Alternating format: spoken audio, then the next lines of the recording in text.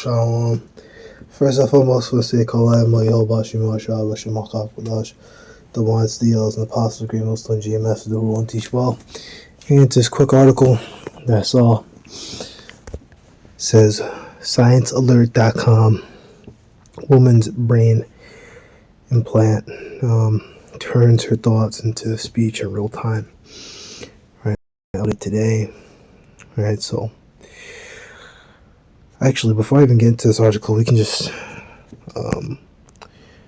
take this whole thing and look it up somewhere else just so we double check. But I read the article, I kind of skimmed it real quick. I'm just going to go into like a couple things because it's just the gist we need. Alright, so it's always good. I believe they call it like media literacy, like the ability to kind of look at media and kind of tell whether or not something's real or fake. But when you look it up, you get ScienceAlert.com. Usually they tell you .com is like the lowest in terms of viability. .org and different things like that are a bit better. But when you see things like AP News and the like, it should kind of tell you that this is a bit more legit. You can see this all 4 hours ago, 10 hours, 4, 10, MSN. Right, you're getting some real news articles. This isn't, just some random guy. So this is real. So nearly 2 decades after suffering a brain stem stroke at the age of 30 that left her unable to speak, a woman in the U.S. regained her ability to turn her thoughts into words in real time thanks to a new brain-computer interface process. Right, so, this is something that, these devils are trying to do. Right, they call it the BCI. Or I guess they don't want to call it a microchip. Or, they call it a brain implant, but brain-computer interface technology. Right, and they definitely don't want to call it the MOTB.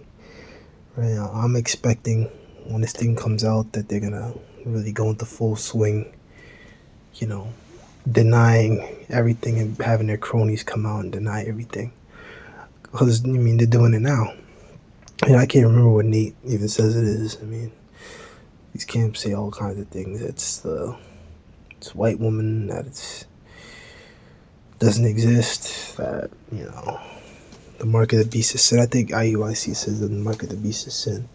Some of these camps do get it right, though. But just knowing the mark of the beast isn't going to lead to your salvation, because you have to have behavior becoming of the elect, right? You can't, just be believing the false thing, doing whatever, and get saved. By analyzing your brain activity in 80 millisecond increments and translating it into synthesized version of a voice, like what they did with like Stephen Hawking, but I think that was like text-to-speech, if I'm correct. The innovative method by US researchers to spell the frustrating delay that play previous versions of the technology.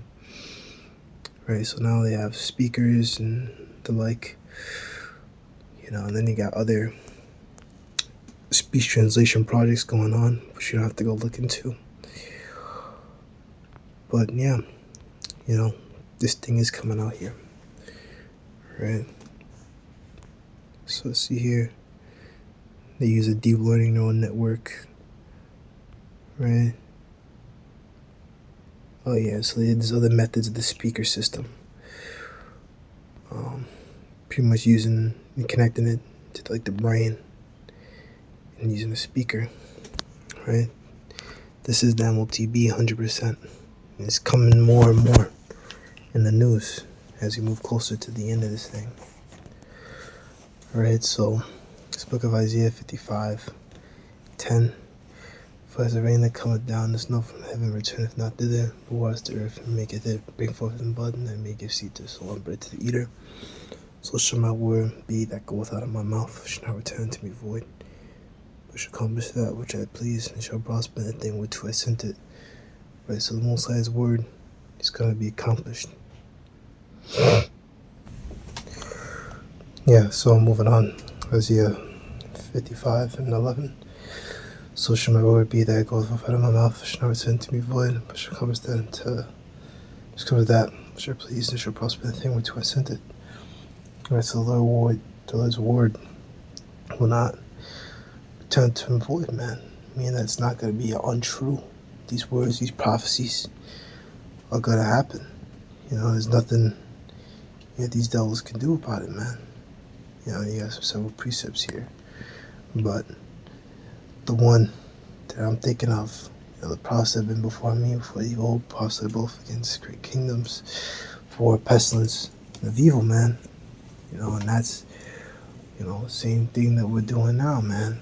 We're prophesying that, things are not just going to be, no happy-go-lucky, type deal going on in this country.